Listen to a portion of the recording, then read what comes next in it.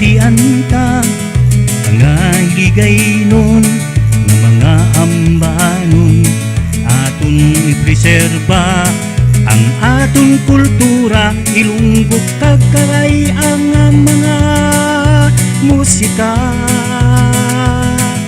Aton ipabugal sa bilog nga kalibutan, ang aton musika nga naghalimpas ang una. Tugtog subong pakadto sa madason nga henerasyon, waay sang kamatayon ang musikang hiligay nun.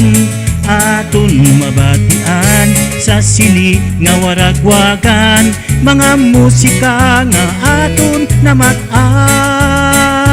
Musikang hiligay nun sa kada Domingo, kaupod si DJ Beck Tunuso III.